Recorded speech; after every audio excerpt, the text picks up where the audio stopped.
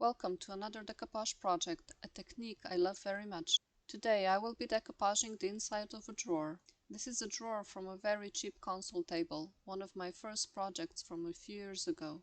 I painted it with Annie Sloan Henrietta and then added black wax. I will repaint it at one point in time, but for now I want to see how I can make the insides of the drawer look prettier.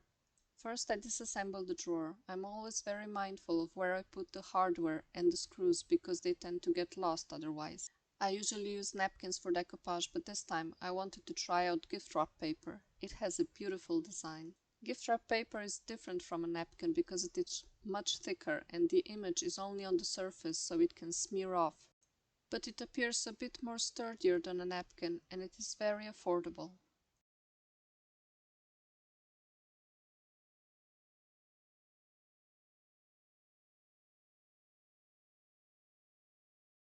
Let's start with the paper. I place my piece on the paper and use a precision knife to cut along the edges. I leave a bit of extra paper, but not much. I then apply decoupage glue with a brush, more liberally than I would if I were using napkins. And I don't let my glue dry as with napkins. This material is much thicker and needs more glue. I place the piece of paper on the glued portion of the bottom side of the drawer. Then, as with a napkin, I slide my finger across the material to remove any bubbles.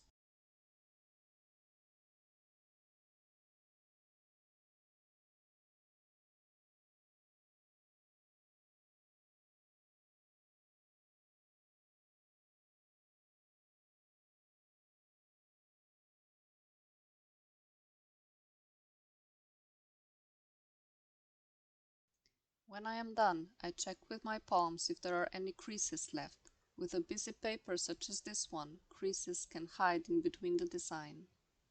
Then I cover the paper with another coat of PVA glue, making sure my lines are straight and smooth.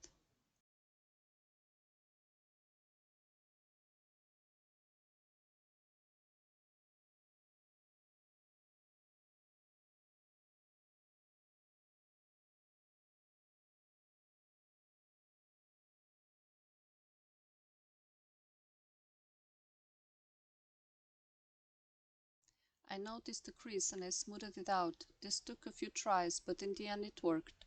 You could use a needle to prick a hole in the crease. This would release the air and make it more easy for glue to get under the paper, but it was not necessary here.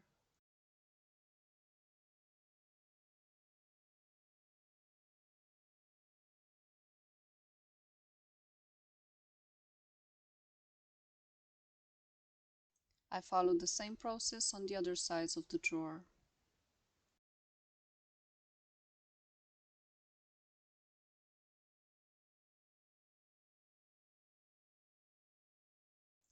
I left all pieces to dry overnight and the next morning I cut off the excess paper.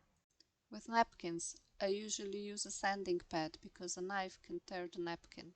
Because this material is thicker, a sanding pad is not as efficient and the knife worked better for me. I cut through the paper to open up the holes and then I assembled the drawer. I chose not to apply a top coat with a brush, but to use a spray can. Sometimes brushing on a top coat can smear the design. And this is the finished drawer. If you liked this video, please consider subscribing to my channel. Thank you for watching.